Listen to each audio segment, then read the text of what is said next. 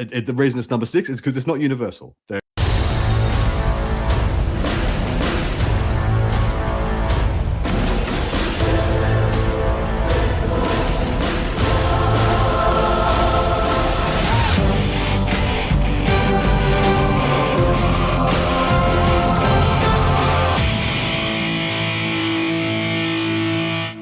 Spec scan initiated. I'm picking up a podcast arriving. Wait. Designation. Forge the narrative. Hello and welcome to Forge the Narrative. My name is Paul, your host. I'm joined by Adam Camilleri. G'day, everyone. Everyone else is spread out to the 4 corners of the world. Actually, 2 corners. Tanya and Red will hopefully be here next week when we do this. Oh, they got some cool stuff talking about for next week. Hopefully, we're going to get a show out, but I want to talk about there's Adepticon coming up, and I want to talk a little bit about how cool Adepticon is. Do that each and every year around this time because it's a destination event. If you haven't made it to Adepticon at least once in the last, 25, 30 years that they've been doing it, it's got to be 20. Well, I've got the FOMO big time because it's the first one of the first one in 5 that I've missed. I think I've been to every one of them since 2022. Yeah. So this is the first. Yeah, I've been to the last 4, and man, it's one of the closest things to a convention. You always hear me say this that our hobby really has, especially here in the United States. It's just about miniature wargaming. It's not about board games and miniature war games. It's just basically just mini war games, and of course, a lot of that being Warhammer. And there are thousands of people that are coming to Milwaukee to just do this in a giant convention center, and it's kind of cool. And if you haven't done it yet, and you're thinking about getting out to one of these things, Adepticon is a great one to go to because you'll just see such a cool slice of it. Whatever your slice is, it's probably going to be there, and you'll be surrounded by thousands of other people there that are doing the exact same thing. Yeah, if you like anything about this hobby, this niche, this whatever, there is something there for you, and likely days worth of it. And Milwaukee was an interesting city. It's the first time I've ever been. Was last time because the first time to go to Milwaukee, and it was kind of weird. Like at night, it was a kind of quiet town. You wouldn't know that there were thousands that weren't normally in the city. Yeah, but yet when you did find like a venue open at 9:30, you walked in, you're like, nerds. Yeah. Yeah, it's just that, like the streets were quiet. Yeah, I really liked Milwaukee. It's nice. It seemed real nice, and looking forward to getting back there. Certainly on this show, I'll send you some updates about what's going on. And the way they embraced our community as well, like they had it on billboards. They had Adepticon on billboards. They had like welcome, like tabletop players like to Milwaukee. I thought that was awesome. Yeah, and of course, there's going to be a preview show there, or at least broadcast from Adepticon. So, we're looking forward to what's coming out next week from Games Workshop. We don't know. But what I will say, we all got a little bit collectively slightly bamboozled. And that was when the teaser shot, even in our thumbnail for last week, the orc teaser shots, it looks like one of those pictures was actually an orc power claw on who other than Yarrick. I was juked. They juked us. They juked the whole world. They made us believe he was dead and his head was hanging off. I don't know that it was ever said he was. They never denied it though. Okay, sure. And if you let nerds roll downhill, sooner or later we're all on board with the theory. You got to head us off. We're going to get a full head of steam. There was a skull on Angron's belt that has a what is it? Baelai. Yeah. Well, it's not Baelai. Obviously, it wasn't Baelai, but it was a telescopic eye or whatever, some type of cosmetic bionic attachment. What do you think about the new mini? Well, one, I love it. I mean, of course, it looks cool. It's going to be a plastic, and it's going to just be, going to be the quality we've got. But for me, it doesn't look a lot different than the previous one. It looks a lot different from the original one. Yeah, he looks a lot thicker. If I have to say, he's got a cool backpack. Yeah, the backpack. He looks a lot chunkier. Like, so the Power Claw always looked absurdly big. Even on the original, the big old crab claw, which I still has such a warm. That's the one I used. That's the Yarrick I still use. Is that one? So good. Now that claw looks absurdly big. It looks massive. That might just be the perspective of some of the shots, but I'll reserve until I see it in person. But that's a big claw. That's think of the disparity between Gaz and Yarrick. So it should be whatever. I don't mind that. Oh yeah. I don't mind it being. I didn't say it was a bad thing. I think that's the backpack helps power it because it's so that's the main difference. I think it's been kind of it's now a little bit more realistic if you can consider this realistic at all. Yeah. And the other thing I'll say is that his rejuvenate treatment, whoever's administering his rejuvenate treatments, they're doing a great job. They're like first class in the galaxy because he looks younger. he's Benjamin Buttoning. He looks younger than his previous incarnation. Smooth. He woke Yarrick up with here. a job to do. Yeah. He's like, Gaz and Angron are both in this universe right now. Crank it up. Get his old butt off the couch one more time, and he's like, I need at least 3 or 4 years. Hook me up to all of it. I need at least 3 or more years out of this body that has been through the absolute mill. Or maybe, if you look at the hammer and bolter thing, then maybe just the orcs have brought it back into existence. It's believed hard enough. Do you reckon Angron did kill him, but the orcs believed enough that he came back? That would be not today. That would be the best. Like that would be surprise so on Angron's face. Yeah, that would chef's kiss. Make him super mad. I think wait just a little bit from Adepticon, and I apologize, but we don't know what's coming. There's a lot of cool. It's going to be a lot of cool news coming out this week, mate. What new stuff have we had in the last 2 months? So much. Yeah. Oh, look, and Tau got a whole new super unit. Yeah, we have had Mutilators announced, a new an Iron Warriors character for the special character for the very first time. We have had a new Defiler. We've got a new Knight on the way. We've got a whole new Custodes line for Horus Heresy that could very easily transport over to 40k. And if that was just regular stuff they're telling us about during the week, what the hell have they got up their sleeve for Adepticon? Yeah, because this is everything we've had in the last couple of weeks is the kind of stuff that we would only see at an Adepticon or a Nova print like that, and that's just the stuff they're just slinging out on a Tuesday. Yeah, so a lot of cool stuff coming from the studio. A lot of anticipation. Yeah, gonna be great. So, one criticism of Yarrick, if I'm allowed to. Look, we all have feelings about Yarrick. The base. Come on. What do you not like about the base? Give me an orc head. Give me a demon or something. He's just standing on 2 rocks. It's this is Yarrick. He needs to be around in a bunch of blood and battlefield carnage. Everyone gets to stand on something cool. All the big head honchos of factions. And Yarrick's got a second rock. Not 1, but 2 tactical. I'm I want to be more for my boy. But don't worry, the one I buy is it's double the rock.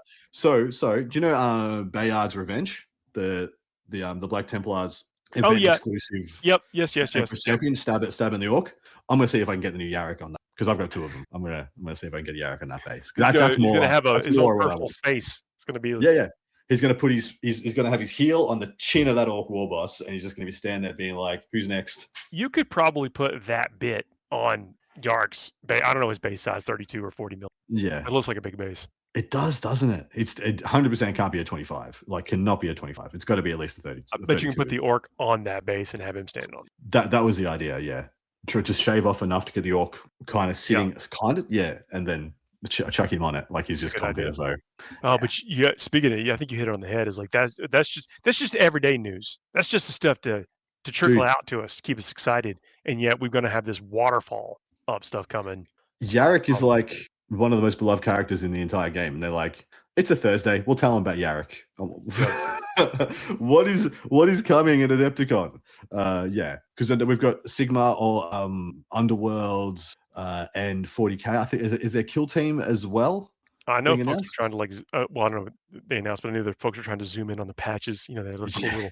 I love the previews that they've been doing. The lead up to previews for these things.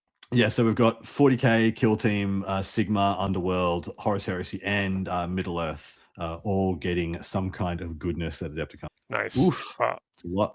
Look, if you are at Adepticon, come by and say what's up, give a fist bump. Always nice to see folks out there in the wild, and that's certainly a cool place to do it. We found some cool places to eat last year. I'm going to try to make the rounds again if there's time. It's a bit a long schedule. Where was your favorite last year? Did you come to that bougie food court? I don't think so. On the first day, you might have come in the day after, but yeah, that was very cool. If you can get there, that was spectacular. Okay. Yeah, you will like that a lot. There's 4 different taco places. I'm very basic. 9 different burger places. Give me some burgers. Give me some chicken tenders. Some wings. Tacos, of course. That's what I'm on the lookout for. Is the best of those things within some kind of walking distance. I want a fan, a long-standing fan, to create Paul Murphy's food pyramid. We've seen Ron Swanson's, we've seen, whatever, but I want Paul Murphy's food pyramid. It's just, I don't know if it makes a pyramid. It's just very small. It's just a cube. It's a cube. But anyway, looking forward to it. And Adepticon is again one of those cool places. And there's lots of the team. There's a 4-person team event, which is one of the crown jewels of Warhammer 40,000 tournaments. If you can win that, it's very prestigious. Very difficult to win. Some is difficult to win because of how some of the judging works. Yeah, multifaceted. But it's still very, very difficult. Yeah, because there's a generalship component, but there's also a cohesion and a almost pageantry component. Yeah. Where you have to have your 4 armies make sense, look cohesive, as in like it looks like they should be a united force, and or some thematic reason for them to be allied, and then like you got to make them pretty. They got to be gorgeous. You got to usually the winners have some kind of amazing display where all 4 armies interlock in some way to make something with a narrative element to it. It's got to have a strong theme, strong appearance, and then you got to wow the judges. There's a bit of an it factor that you've got to focus on for that, and it is a very difficult. But everyone knows it. Everyone knows the game. Yeah, and plays into it. The one I wasn't expecting I didn't expect to enjoy the swimsuit competition so much. That was a real surprise in my first year at Adepticon. Like I said, everybody knows the game. Yeah, yeah, man. I was like, impressive. There is no swimsuit portion of the. But what if there was? No. Look, you never know what the judges are looking for each year. I don't know. It could be. Never mind. Let's not. But it's still, and that's the 4-person team event. There's also singles competitions. There's also many different events to play in, and so you can kind of get your fill. There's even folks. There's like in years past, like if you kind of bottom out of the singles competition, like there are other events you can pick up the next day, like either RGPs or small, like couple hour event type thing. I've talked to some mates who go to Adepticon on the regular, and they do the same thing every year. They'll rock up on the Friday. They'll do a painting class on the Friday afternoon after getting settled into their hotel. Then Saturday they'll play an event. Sunday and then Sunday they'll do demo games all day. They walk around finding new games to get excited about. And I'm like, that's a perfect weekend for you and a couple of buddies. That sounds everywhere you turn the corner, you're going to be into another game or another game system or finding somebody, a friend you haven't met yet. Yep. Kind of thing. Yep. I think it's incredible. It's so special for our community to have something like this. Yeah, like I love to, like, speaking of the team event and the pageantry, that's one of the coolest things to walk around and just behold and seeing what people have brought. And this is in addition to like the Golden Demon Golden Demon entries. I mean, granted, they brought it back a few years ago, but still, there's always new, just amazing things like that people have been working on for a year or more. It's going to come to fruition for these artists in the Golden Demon competition. Only thing I'm not going to miss about Adepticon is being the only one of like my Australian mates who goes there every year, and it being my job to take the 900 photos required so they get to see every single Golden Demon. Put it in the Australian group chat. You just slap it all in the WhatsApp, and they all ooh and ah, and Adam, that shot's terrible. Like, shut up. You do it. This also we're talking about 40K. Was it? Oh, sorry, there's usually a big line. You don't want to hold people up and just like try and get good shots. You're like, they're all there for the same thing. They're going to take pictures too. Yeah. Get your pictures. Get your pictures. This is the only time you get to see some of that stuff up close. And but I mean, like, be conscientious of the fact everyone else is doing. Don't hold up the process. Ooh and ah, and move on. One of the neatest things is seeing the photos in the White Dwarf, of course, are amazing. The photos on websites also amazing. Photos that the artists take also spectacular for their own, and many of them won't release it on their own socials until they've debuted them here. But seeing them in person is just another level. A whole nother level. There is a great joy. I think I've only done this twice. Is seeing a Golden Demon entry at Golden Demon, and then going back, and because like you said, a lot of people won't release their work in progress, or sometimes they'll release a concept, or like, this is the model I'm going to do, but then you won't see it fully completed or on its base or on its diorama or whatever until you're actually at the event. And then post event, they'll release a lot of their content of how they did it, and then going and seeing the finished product, their entry, and then going back and watching the journey of how they created it. I think it's amazing. It's so inspiring. Yeah. And time, they got the time and the talent, and seeing it all just come I shouldn't say they have the time. They make that's their talent. They do that. They can do that in that time. I could never do that in that time they have. Yeah, I once watched as well. Some of it's the opposite. I once watched a dude do a time lapse of like 7 hours of just like painting a hand, like one of two hands on a miniature. He needed to get the gradient right up, painted the fingernails on. Like I was like, okay, yeah, I mean, you're a magician. Adepticon and going to Adepticon is something that folks have ritualized. They got a thing. They're like, I go, you get your badge, you get checked in, you go to your spot, you get your crew, you find your crew, or you find people that seem to be some into what you're into. Find a spot, hang out for a bit, get ready for your events, start planning, start figuring things out. It's just such a cool thing. Agreed. Anybody, hit us up with some questions if you're thinking about going and want to know what to do or how to get in. Maybe for next year. Send us some messages. Happy to talk about it. Is absolutely. And make sure you come past the booth where Paul is streaming, and either give him away, blow him a kiss, or give him a fist bump if he's free. Heck yeah. So your first time at Adepticon was a few years ago at this point. Yeah, 2022. What did you think about when you walked in the doors for the first time? I was in awe. Like it was the first. I've been to plenty of conventions, LVOs. I hadn't been to Nova yet, but at LVOs I'd been to stuff over in big conventions over in Europe, and then plus plenty of other conventions for like video games and stuff like that. But just seeing, I don't know, I started feeling like you're with your people. Like the whole place is your people. That's unique. Like feeling camaraderie with like everybody you brush a shoulder with. Yeah, like from the curb to every room, every square inch in that. Everyone in the car park who's walking in, everybody in line for something, everybody waiting to get a coffee in the morning. There's very few places on this earth where you just know you have more in common with everybody else in that room than you do difference. And I think that's a beautiful thing. Couldn't say it better myself and completely agree. Look, that's our first segment this week. Going to come back and we got 2 top 5s. We got the top 5 questions to ask your opponent before every game. We're spoiling them. Oh, right. And then like to spoil yours. The top 5 base paints. And we're going to tell you why. We'll see you in just a few minutes, everybody. Or, hang out to the next time that gets released. See you in a minute. FTN is brought to you by Discount Games Inc. Please visit them at www.discountgamesinc.com. And don't forget to ask Jay about ways to save even more on your hobby projects. Welcome to part 2 this week of Forge Narrative. Paul and Adam here. Going to 2 top 5 lists to run down this week. This is top 5 questions to ask your opponent before each and every game, unless you already know the answers, of course. Your discretion. Yeah. Still safe bet if you want to stay in practice. Absolutely. Now, so there's some basic tenets of the game, some basic things that you should expect, especially if you're at a competitive event or any event whatsoever. People are bringing some of these tools, and you want to identify which of them your opponent have and which they don't have, because there's different ways to negotiate around each, and I'm sure most of those are. But I have done an honorable mention. There is technically a 6th place on here because I can't help myself. And this one is making sure you ask your opponent if they have any fights first. Now, the reason this is number 6 is because it's not always relevant. You're playing against Astra Militarum. They've got all guns. You play Tau Empire.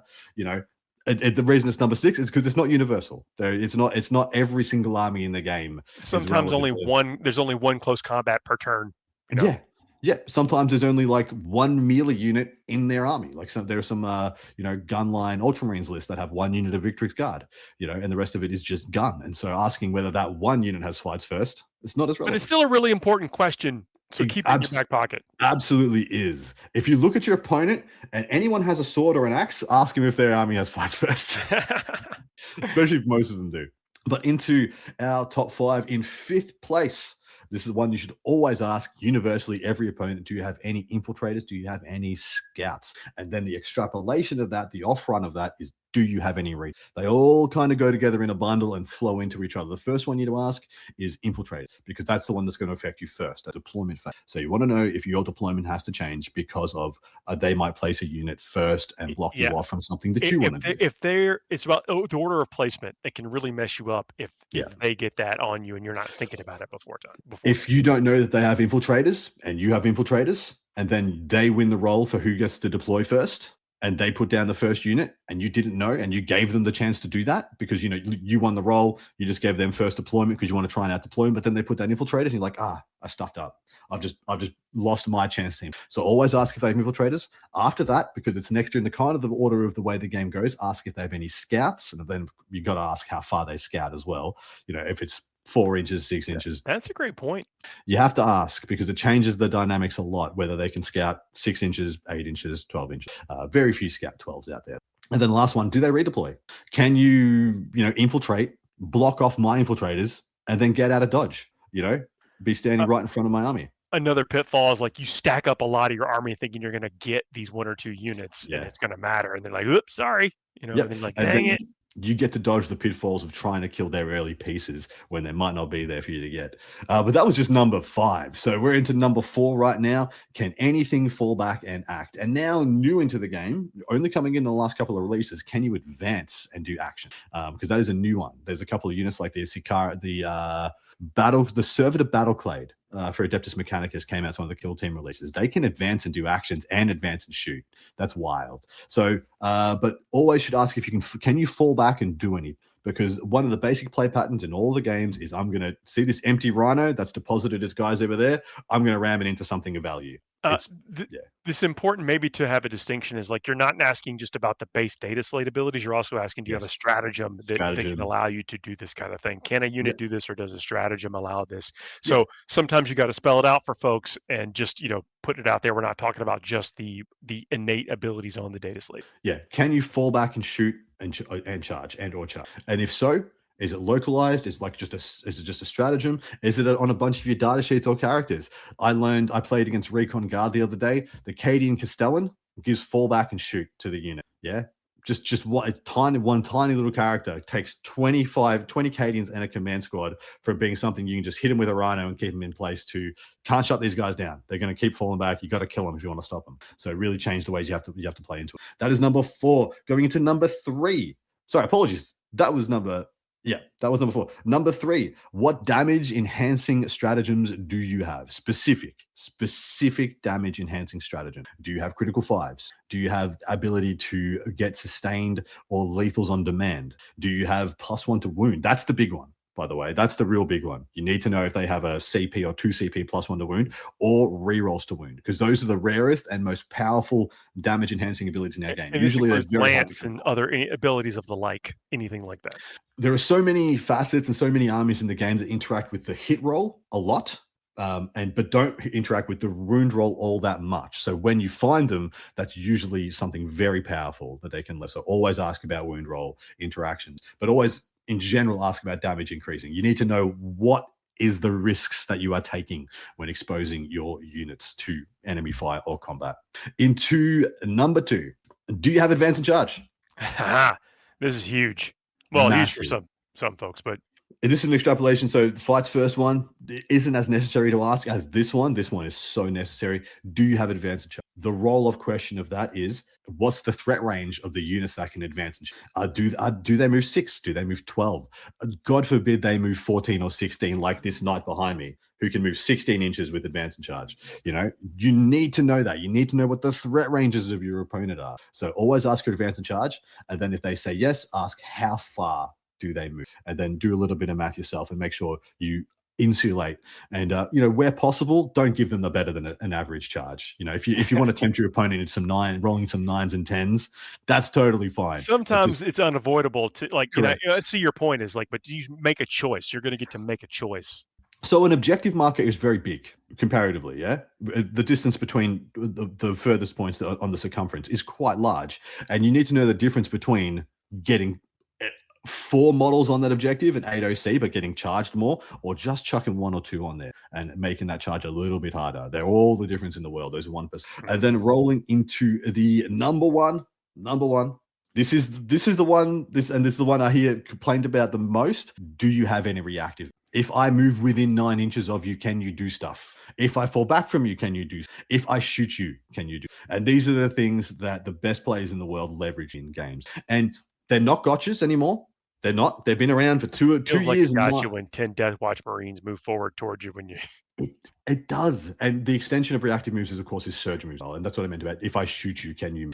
There are some reactive moves that happen off key off being shot or being targeted, but more than likely is if I kill a model, will you come towards me? You need to know that one as well. And then if I move within 9, can you do it? But the reactive moves, And like we've always preached on this show, the movement phase and movement are the things that win games. And reactive moves, being able to move when your opponent doesn't think you can, or it's out of phase, or it's out of the usual flow of the game, completely changes the Would you outlines. include the thing where if you can't begin in advance within 9 or something of me? Would that be something to include in my questions in this category? Yeah, that's a very niche ability, but totally. If that's something you've come across in your local scene or local meta, 100% you want to be aware of that one. It's a big one, but it's very niche. I think Death Guard has a little bit. I think GSC maybe has some of it as well. But yeah, that one is very GW has given out that ability very, very sparsely. But yeah, running down from the bottom. Honorable mention to making sure you know if your opponent has fights first, but it's not always as relevant because there's a lot of when you will know when you're looking at a melee army. I trust you, the listener, to know how many shields and axes are over there. Exactly right. Are One they pistol, painted? If they are painted red, full stop. Ask him if they have fights first. There's just one guy with one pistol over there. It's a melee army at that point. you will know when you're facing a melee. And if you're facing a melee army, ask him first. That was number 6. That's the honorable mention. Into number 5, recapping. Do you have any infiltrators, scouts, or redeploy? Always good things to know. Have the most information that you can before you start placing your models. Next up, past that, we have, does anything in your army fall back and act? Does it fall back and shoot, fall back and charge, or fall back and do action? Because like I said, that's something that's starting to come to the game a lot more at the moment. Past that, what is your best damage enhancing stratagems? You need to know what their ceiling is on their damage output. If this Land Raider or Repulsor Executioner comes out, will you one-shot it? Or will a smoke or an armor of contempt save? Those are the kind of parameters you need to get into. Or can those horde guys, this is like, basically utility units over there, can you turn them into super weapons? Those are correct. Yeah. Can you? Yeah, we've seen it happen so many other times. Like, talk about an intercessor. Yeah, it's 5 intercessors chopping out 20 shots, and then plus the grenade launchers. They can have, there are some factions that let them have rerolls to hit, +1 to wound, reroll 1s to wound, extra AP, sustained hits. Like, they just level up so much with competitive abilities. In number 2, do you have advance and charge? And if you do, what is the threat range of the units that can? And to an extrapolation, if you wanted to join that to a shooting thing, what is the range of your best guns? Like, what is the average range on you? Is it 18 to 24? Is it 18 to 36, 24 to 36? What are the range brackets that you need to work with? And so that would be the melee ask is, can you advance and charge? If so, what range? And the shooting ask, if you against Tau, Votan, things like that, what is the average range of your guns? Like, what range bracket do you shoot best? Will you get like the full volley? And then lastly, number 1, ring a ding. Do you have any reactive moves? Because these are the things that will catch you out and lose you games. Your opponent can do something that you do not expect. And we can't call them gotchas anymore. They've been in the game so much for 2.5 years. They're just part of the game now, but you need to be aware of them. See, in the situation, they could lose you the game. You go up there, you're trying to maneuver to charge this guy who's on an objective. Yeah. He just moves. You're out of charge range. It's like like all kind of things. Your whole plan is shot. Those are things that are avoidable with the information that you know about. And that's it. That's the top 5 questions to ask your opponent before you start playing. Very useful, somewhat situational. So of course, some of them, but each and every one of them important. Have them in your back pocket. Ask them even if you don't get an answer. I don't have that. Cool. Move on to the next question. And the more you ask them, the less you'll need to. Yeah. Fair enough. Let's do another quick top 5 while we got a couple extra minutes here. Top 5 base paints. And I thought it was important because as someone, I enjoy painting. I'm proud of the paint work that I do. I've told that on the episode, but I'm by no means an expert, and I'm more of a process painter. Like, I have a little tricks and tips and techniques that help me get things that I become more proud of and I've learned over time by watching tutorials, talking to painters and whatever. But I want to talk about the top 5 base paints that just work. And what I'm calling is just work, either because you can paint them on in 1, sometimes 2 coats, sometimes just 1 coat does it, or they are like multimodal. They can work for a lot of different armies, a lot of different factions, and you can kind of get an effect from them. Even if you're, like, say, you might not have an unlimited paint budget. Maybe you just need a couple that just can fill that role for you, be workhorses, and that's how it helped me make this list. And then some of them, I would never be able to paint the colors that I sometimes need if I didn't have something like this that did the job. Number 5, Averland Sunset. Averland Oof. Sunset, the most recent Averland Sunset, and ones in past have also, it just works.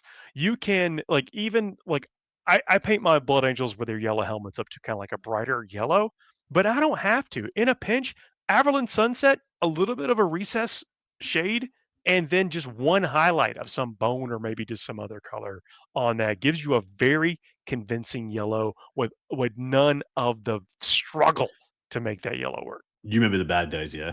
Yeah, Where there wasn't a yellow. streaky. There wasn't a Yeah, yellow you could rely on. Avalon no, Sunset was a game changer, 100%. It yeah, made yellow accessible. yeah. Like, It's you could have Averland Sunset in your roster, and anything that you need is yellow. You can shade it with a Reichland Flesh shade. You can shade it with an Agrax. You can shade it with a red. Again, you can shade it with lots of things in Averland Sunset. Even if you never took it up to another yellow color, would still work for you. But it's also a good base for any other yellow. Number 4, Mephiston Red.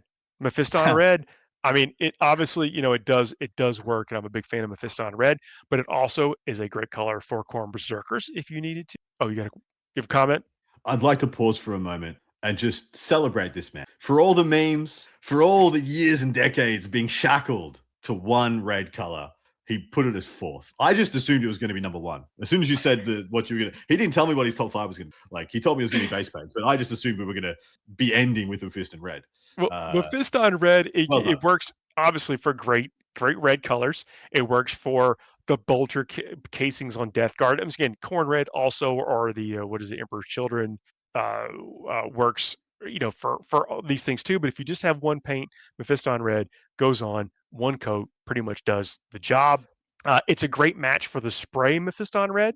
Sometimes Yes. you get a little bit of difference between sometimes the spray, maybe the sheen, or in the paint out of the pot, but it's a great match for the spray. So if you're using that, and you could pretty much get away with it takes any of the other red highlights pretty well. Well, I also found it takes into orange and yellow quite well. Yeah, Like, it actually goes there a lot easier than I thought. Like, I would have thought it would fight the other colors a lot because it's a base paint and the others aren't. But I've got red stripes on all my Marines. I've freehand stripes on their helmets and their legs, and I base paint Mephiston Red and then work it up from there. And the highlights are in an orange hue to make it a little bit of pop, and takes it like a champ. yeah, I think it is. It kind of reds, and especially in this line of the most recent Games Workshop stuff, seem to kind of blend really well to each other. But Mm, you could just get away with highlighting the Mephiston Red and move on with your life if you yeah. wanted to, or wash it with either Agrax, Sepia, or Null and Oil. Like, it takes any of those depending on the look that Mm. you're going for whatever faction you're going for. And number 3, Bugman's Glow. Oof. Good shout. Bugman's Glow Good shout. because sometimes after you've let's say you primed your model in a way that is either some color or it's black or gray or something, and it's difficult to get that flesh tone over it. Bugman's Glow pretty much goes on in one coat, and you can shade it into multiple different ways: purples, flesh shades, Agrax, whatever you want. Bugman's Glow does really well. Also, I found you can go into so many, like you said, so many different hues. You can shade it with anything. You can build it up through, was it Pallid Witch Flesh, all the way up to Pallid Witch Flesh from Bugman's Glow. I've done that before, or I've gone into, is it Cadian Flesh Shade? Flesh tone, Yeah, yeah, Canadian flesh tone, I think is what it's called. yeah, Cadian Flesh Tone. I've built it up to that hue as well. I've gone everything in the middle as well on my Cadians, and I always start with Bugman's Glow, and then some of these are going to be pastier, some haven't seen the sun, some are really tan, and I just take it all from the same base. It's It just fantastic. goes over the primer, especially if you're sloppy with I shouldn't say sloppy. You're not as careful with when you're blocking in the armor colors and that kind of stuff. This will forgives a coverage. lot of sins with the Bugman's Yeah. Glow, and then of course you can kind of do different stuff with it. Number 2, Lead Belcher. Lead Belcher pretty much does the job. It could be any metal you want it to be. The champion.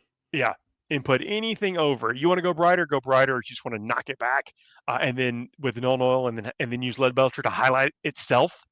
Completely works that way. Lead Belcher is awesome. Works for anything that you want. You need metal on a model. As soon as you knock it back with a wash, you look like you're a world-class painter just with Lead Belcher. 100%. It also is the one it's the metallic that I found from Games Workshop. I was about to say Citadel, but it's not Games Workshop now. Warhammer. That you can overbrush the best. Like, when you're halfway between a wet brush and a dry brush, and you just all the tracks on my 100 guard tanks is just black overbrushed lead belcher. Love it. Done. So Retributor armor could be in this spot also, but I think that lead belcher is more useful in more situations than Retributor armor, and that's why it's not on the top 5. But Retributor armor works very similar to lead belcher. But lead belcher's the OG. Lead belcher, like every miniature in the game, you can find a place for. Yeah, you need it. And then number 1, you want to take a guess? I have 2 punts. If it was me, this would be Mechanica Standard Grey. Sure. Okay. That's not the right answer. Abaddon Black. Abaddon Black, not the right answer. It's not the right answer. Is it the answer is Celestia Gray. Oh. Because let me tell you why. I would not be able to paint white, like pure white, at all. Like my Beltane would look like garbage, basically, if I did not have Celestia Gray. See, I have a love-hate relationship. But it works. Yeah. I'm a Mechanica Standard Grey. Enjoy it. That's my undercoat of default. I won't even say of choice, of default. And so yeah, it's going to be interesting because this base paint conversation is going to be a little different for everybody. But 100%, it will, especially having you got go-tos. Having a white base paint worth its salt, game changer. Same as Avalon Sunset, but even worse, even more extreme. So when I've also Celestia Gray, when I've been like painting ghouls, it takes Athonian Camo Shade really well. Gives you a really good, almost like instant ghoul flesh with some of that. It's just a very versatile and goes on in pretty much one coat to build up from, which I find very useful because it on some of these more challenging colors to get like good and to get them consistent.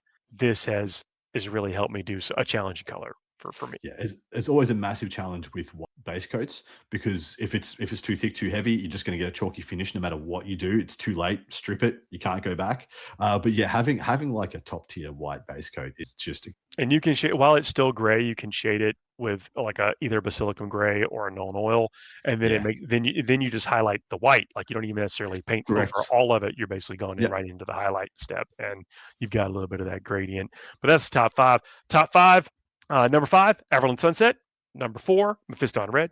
Number 3, Bugman's Glow. Number 2, Lead Belcher. Number 1, Celestia Gray. With, of course, honorable mentions, or plug in your color palette in there. But I feel like there's a lot of versatility in this top 5 here for base in the run. Literally, if you took out Mephiston Red and put in Castellan Green, the Cadian Green, almost exactly the same, brother. Nice. Yeah.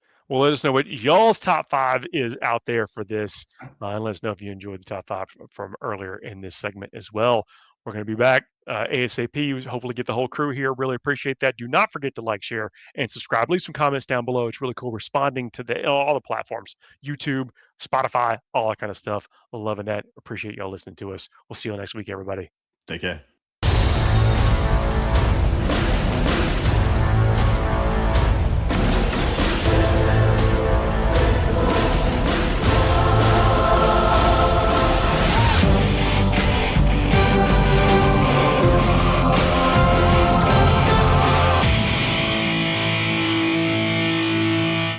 Spec scan is clear. I think they're gone for now.